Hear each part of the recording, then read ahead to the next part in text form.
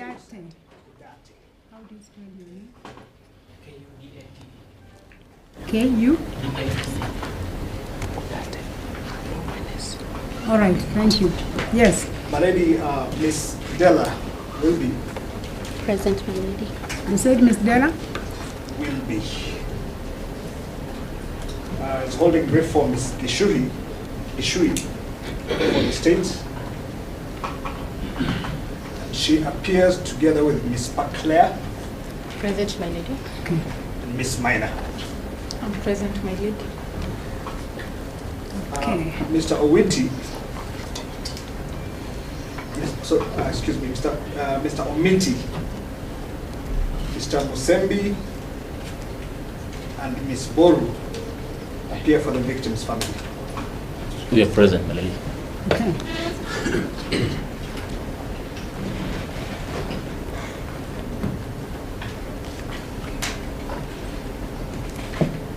Good. So I think we are all aware that we are gathered here today for judgment on sentence in the subject matter, High Court Criminal Case number 51 of 2018. This court delivered its judgment in this matter in the presence of the parties and the accused person on the 9th day of February 2024. And the last time we were before this court, last week on Friday, the court did not deliver its judgment on sentence because the parties had not filed all the documents. I am happy to report that eventually the accused and or the defense filed their litigation submissions by end of day on Monday. And so the same has been considered in the decision that I'm going to deliver just now.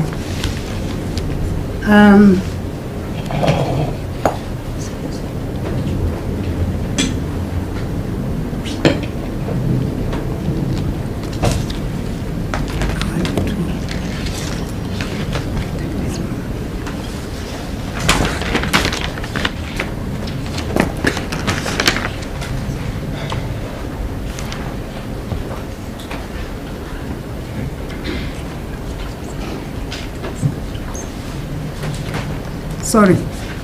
So, I believe that we are able to follow the judgment in English language. In case there will be need for me to translate any of the judgment, I'm just too happy to do that. Again, I'm going to deliver this judgment in as simple, clear language, hopefully, that we can be able to follow. So as I've already said, this judgment is being delivered pursuant to the judgment that the court delivered on 9th of February 2024.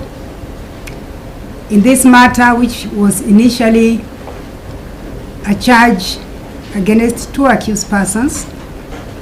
The accused person before the court was the first accused person. Do you want to stand or you want to sit? I don't mind you sitting, you can sit. You want to stand? If you're okay with that, it's okay. So the accused person before the court was the first accused person, was found guilty and convicted accordingly by the judgment delivered on 9th of February 2024. The second accused person was found not guilty on the charge that was preferred against her, which was a charge of murder, contrary to section 203 as read together with section 204. She was accordingly acquitted, and therefore she does not and is not a subject of the judgment of the court this morning. In the judgment before this court, which I am not going to read in details, but I'm sure the counsels will have the benefit of this judgment before end of day, I have discussed what sentencing is all about in about 3 paragraphs. And my conclusion thereof is that it is the final decision of the court on the sanction which an accused person has to suffer for his acts and or omission that constitutes an offense. That you'll find discussed in one of the journals in the New Zealand, which I've quoted, the Canadian, not New Zealand, Canada, the Canadian Sentencing Commission of 1987, which simply says that is a legal sanction to be imposed on a person found guilty of an offense.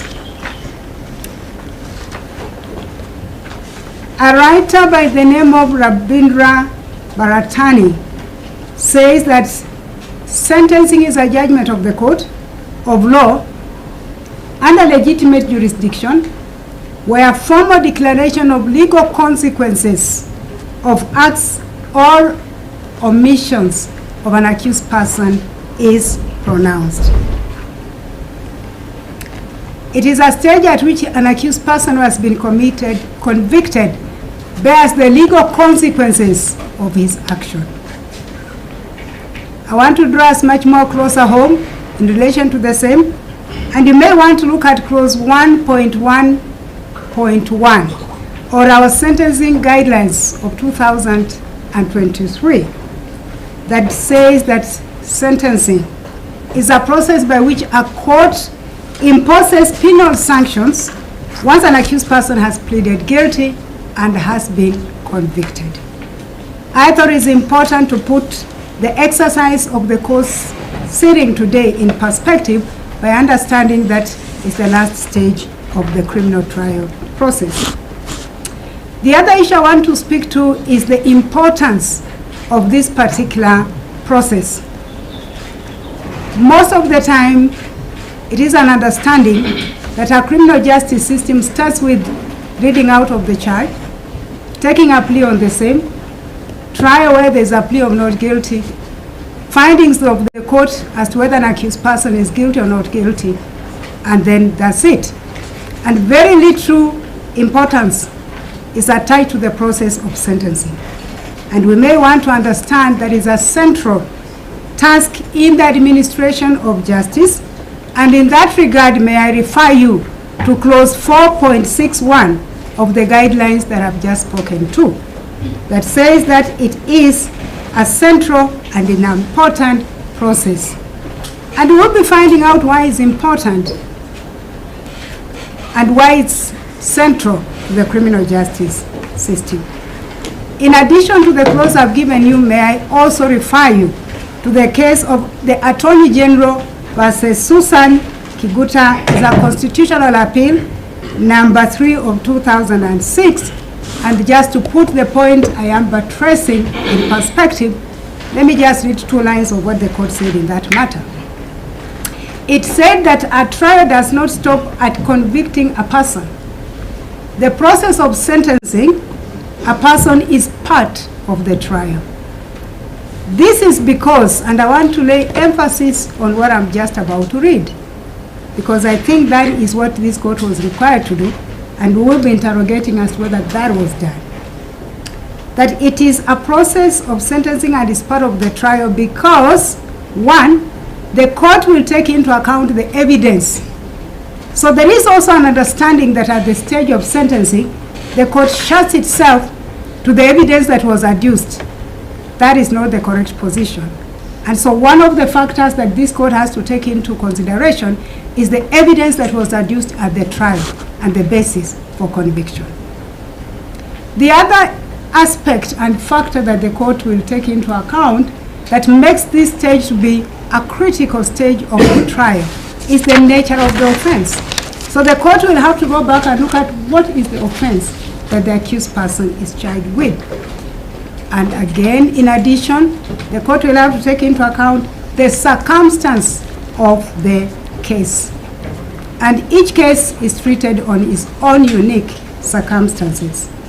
Why are these factors important?